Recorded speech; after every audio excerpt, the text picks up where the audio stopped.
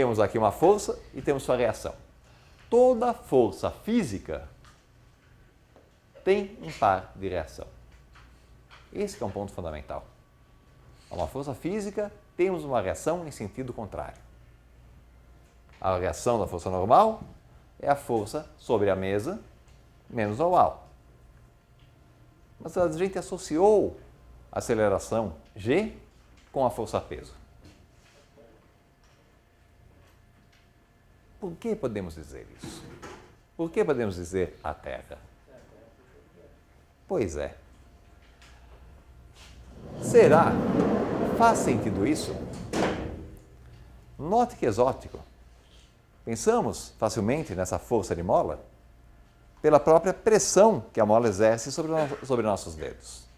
Pensamos nessa força normal pela própria pressão que a gente pode sentir apoiando nossa mão contra a mesa. Então são sempre forças de contato. Mas tem aí uma força que age à distância. Como é possível essa ideia de uma força que age à distância? Newton teve uma ideia. Tenho aqui a Terra. Tem um corpo de massa m sujeito a uma aceleração g. Será que eu tenho outros corpos sujeitos também a essa aceleração da Terra? Bom, temos um corpo de prova, visível. A Lua, descrevendo aqui sua trajetória. Ela realiza algo que pode ser descrito como um movimento circular uniforme, com um período de aproximadamente 27,3 dias. E mais do que isso, sabe-se qual é a distância da Terra à Lua. O raio da Lua pode ser medido sabendo-se o raio da Terra, sabendo-se a duração dos eclipses solares, a duração dos eclipses lunares, observando a sombra do eclipse lunar sobre a Lua, sabendo que o tamanho da Lua aparente é aproximadamente o tamanho do Sol pelos eclipses solares. Combinando essas observações astronômicas, você sabe que você tem um raio da órbita da Lua de 3,8 vezes 10 a 8 metros. Ora, movimento circular uniforme. Nós calculamos isso na aula passada. Você tem associado aqui uma aceleração centrípeta, vou colocar ela em módulo, igual a ômega quadrado vezes R, ou 2π, pelo período ao quadrado, vezes RL, que nos dá a enormidade de 2,7 vezes 10 a menos 3 metros por segundo ao quadrado.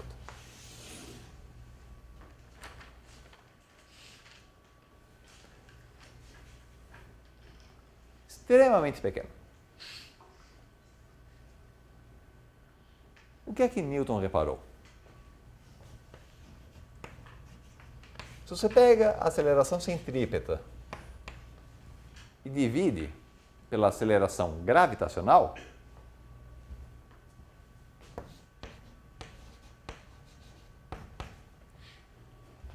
essa razão vai ser de aproximadamente 1 sobre 3.600, ou 1 sobre 60 ao quadrado. Isso aqui é aproximadamente a razão entre o raio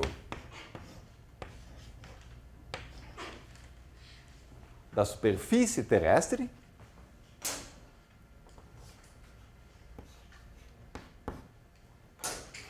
e o raio da órbita da Lua ao quadrado.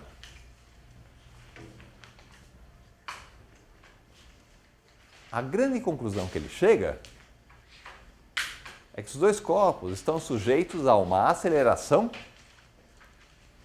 que é inversamente proporcional ao quadrado da distância.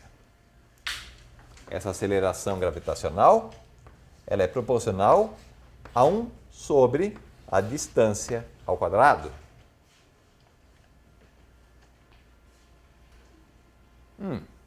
Ok, então temos algo aqui que vai com a inversa da distância ao quadrado. Como é que a gente vai relacionar isso a uma força? A gente associou aqui uma certa força-peso e aqui uma certa força que está acelerando a Lua. Então, essa força sobre o corpo M, o módulo dela, vai ser igual a uma constante vezes a massa M do corpo dividido pela distância do corpo ao centro da Terra, ao quadrado.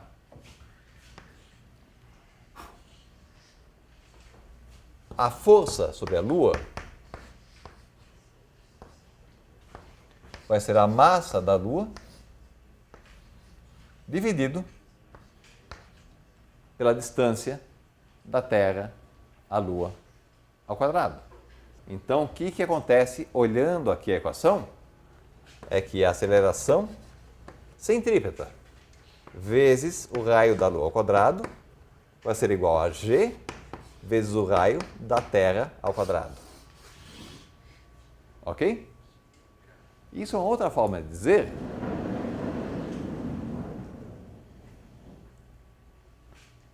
que você vai ter essa razão aqui, responsável pela aceleração. Deixa eu colocar essa constante como kT.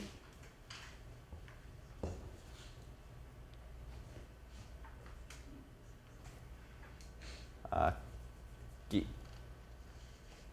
Km e Kl. Essa constante de aceleração, acoplando essas duas forças, relacionadas aqui, uma com a outra.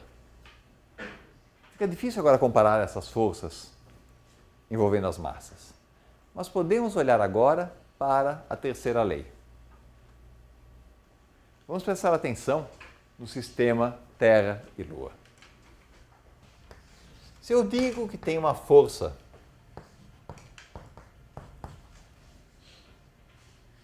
atuando sobre a Lua com origem na Terra, a terceira lei de Newton diz que eu tenho uma força sobre a Terra com origem na Lua. E que essas forças são iguais e opostas.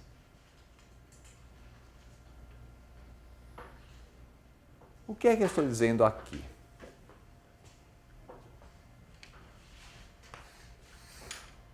Concentrando nessa parte.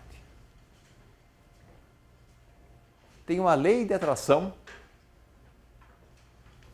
da Lua pela Terra. Se eu quero dizer que essa lei é universal, ou seja, vale para todos os corpos, essa força, esse puxão sentido pela Terra, deve corresponder aqui a um outro kappa vezes a massa da Terra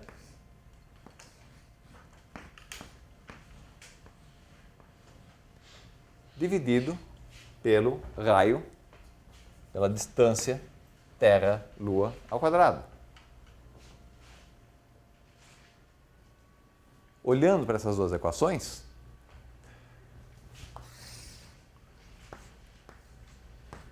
eu tenho que o puxão, essa constante de acoplamento kT vezes mt, deve ser então a kL vezes mL.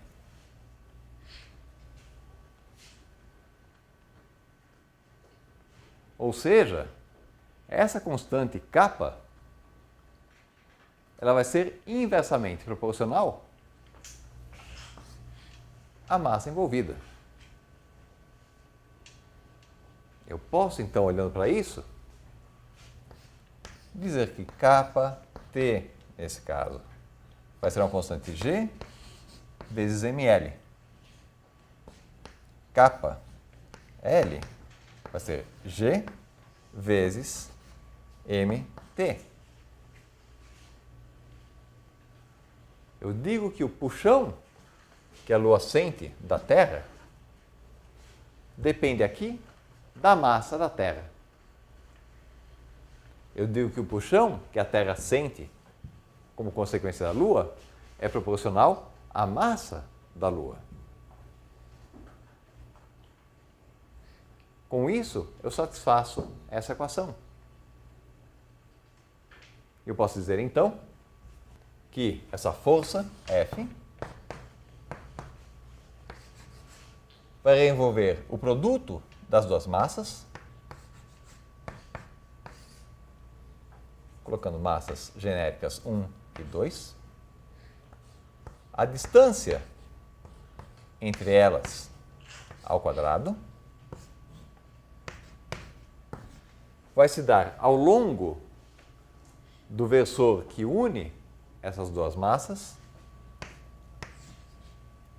sujeito a uma constante gravitacional.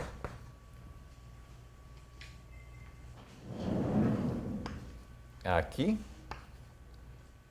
colocando as massas 1 e 2, associando a posição R2 e R1 a elas, e esse vetor R12, isso para descrever justamente a força que um sofre como consequência do corpo 2.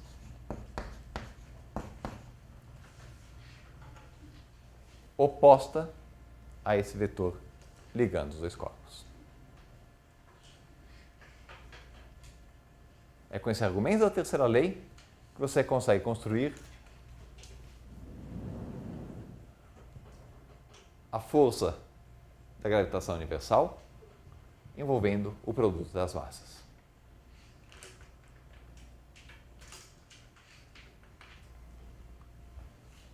O que é bonito aqui, senhores, é justamente dizer que isso corresponde à lei da gravitação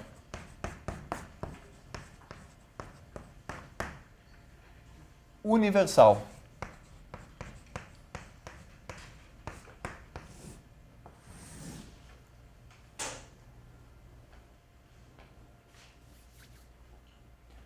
Universal no sentido de dizer que essa força que atua sobre corpos na superfície terrestre é a mesma,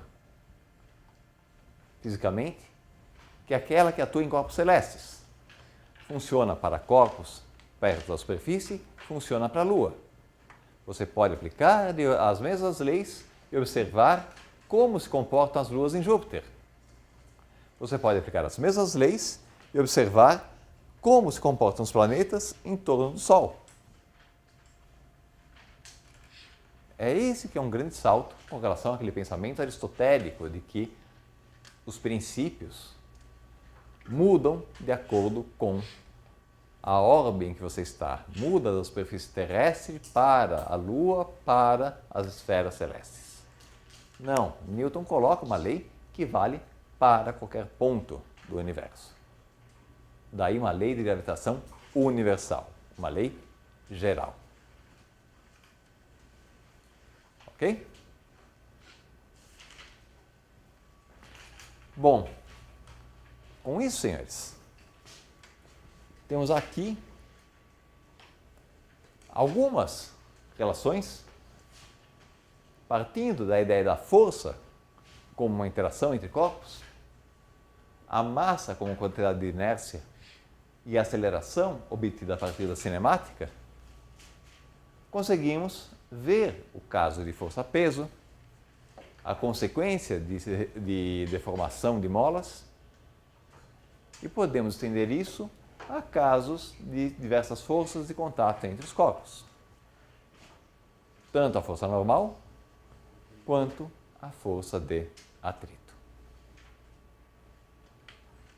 Note que toda força física está associada a esse par de ação e reação. Para fechar a história, vamos voltar ao começo da aula. Vamos tomar 2 referenciais.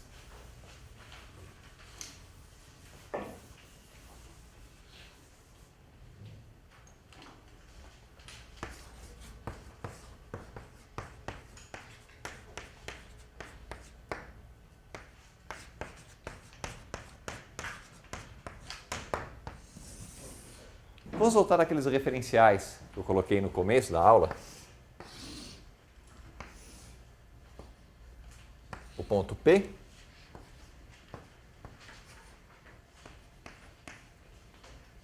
descrito no referencial O' e no referencial O.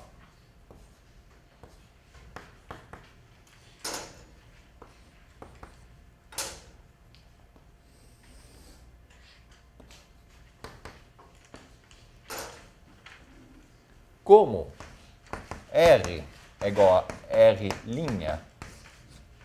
mais esse Rzão, as velocidades se combinam.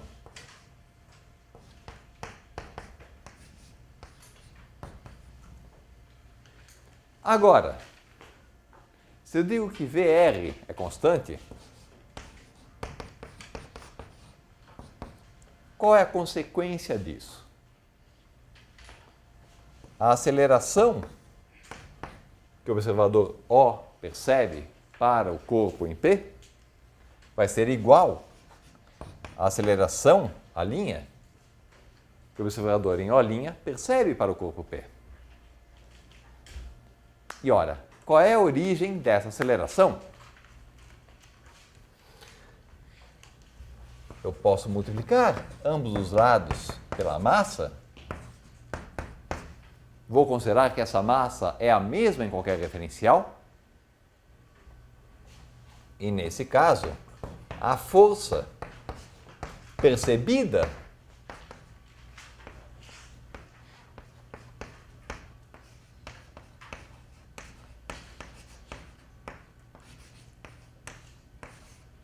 pelo observador O vai ser igual à força percebida pelo observador O'.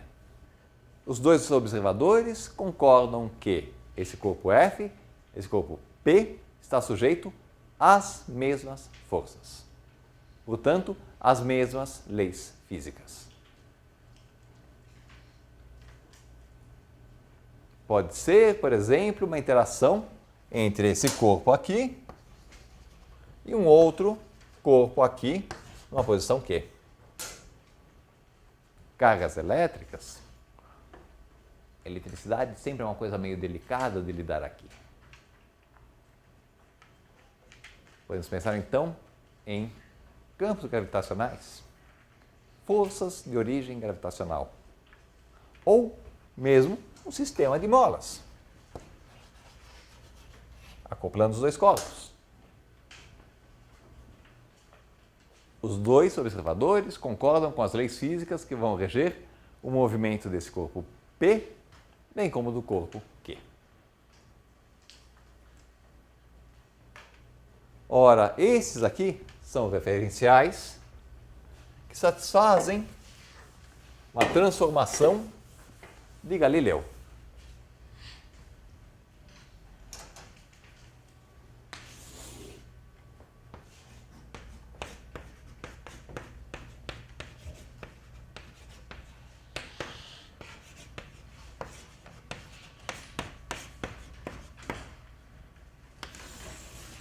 Quer dizer que o corpo R, essa posição, pode ser escrita por R' mais um VR vezes T. Quando a gente sai daqui e integra.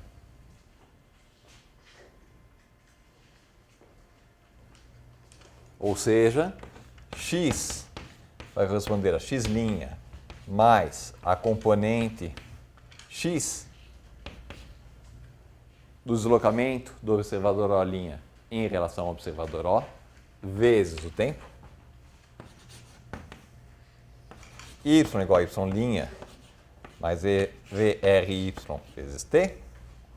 Z igual a Z' mais VRZ vezes T. Óbvio. O tempo vai ser o mesmo nos dois referenciais. A massa vai ser a mesma nos dois referenciais. É tão óbvio que nem aparece na equação. Se o observador O' estiver acelerado, temos o referencial não inercial.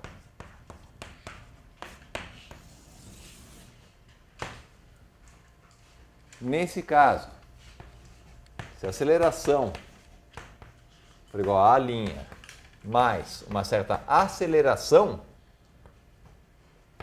AR,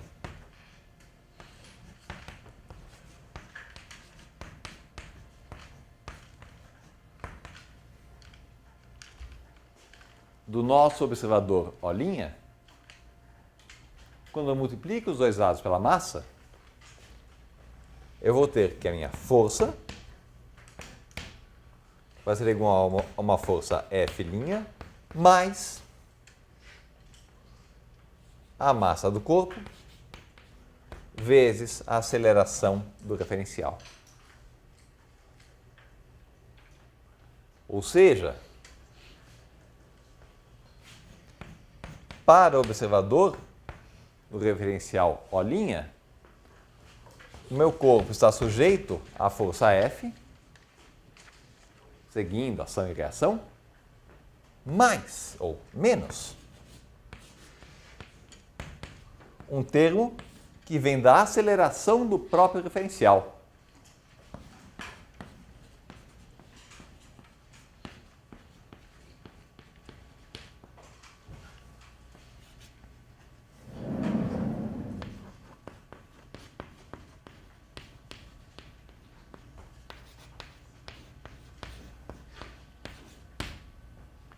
Esse termo aqui vai dar origem a diversos efeitos.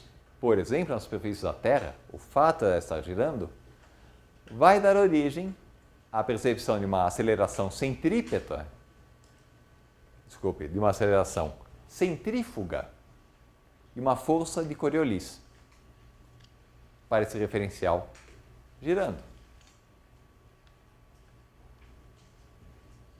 Ou, por exemplo, se eu pego e coloco um foguete no espaço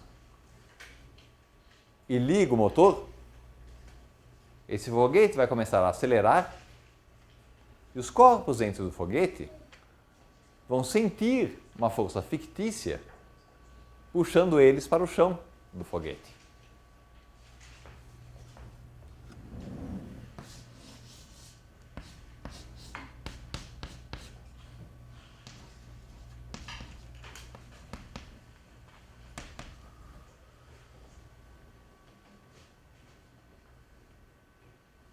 Agora vem um ponto interessante também.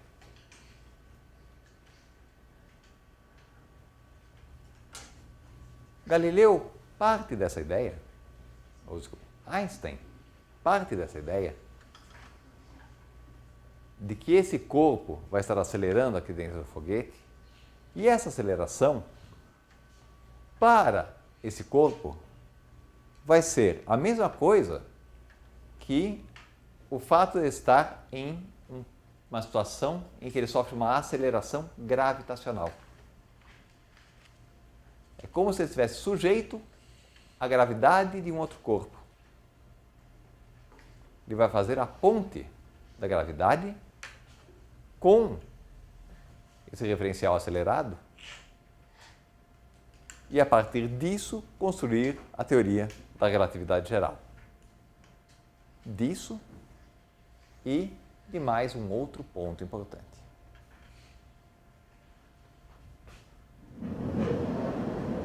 Eu disse que referenciais inerciais são aqueles que levam a essa concordância envolvendo as forças atuando sobre os objetos. Isso funciona muito bem para a gravitação. Dentro dos limites do sistema solar, funciona muito bem. Em quase todos os problemas. Funciona muito bem para corpos na superfície terrestre. Mesmo para corpos na órbita terrestre. Funciona muito bem para essas interações que a gente sente no dia a dia. Mas para outros tipos de força, como a força elétrica, você vai começar a ter algumas limitações. Quando você vai para o eletromagnetismo, você vai ver que as forças eletromagnéticas não satisfazem uma transformação desse tipo aqui. Quando você muda o referencial, as forças não seguem de acordo. O que é estranho, seria você dizer que as leis físicas mudam para um referencial parado ou um referencial em movimento. A realidade é que você precisa dar um passo além. Você precisa compatibilizar o eletromagnetismo com a mecânica de Newton. E isso se dá se você sai da relatividade de Galileu e vai para a relatividade de Lorentz. Transformações diferentes dessas aqui, em que você abre mão dessas condições, de um tempo absoluto e universal e uma massa que é independente do observador. Se você parte do postulado que as leis físicas são as mesmas em qualquer referencial, mas a velocidade da luz é a mesma também em qualquer referencial, a velocidade da luz é sempre c, esteja para mim parado ou eu me deslocando e vocês me observando. Nós vamos olhar para um feixe de luz vindo na nossa direção e vamos concordar que a velocidade da luz é a mesma, é exatamente c para mim e para vocês. Imperceptível comigo se deslocando assim, mas se eu for rápido o suficiente, a combinação da minha velocidade com a velocidade da luz incidente não vai alterar a velocidade da luz.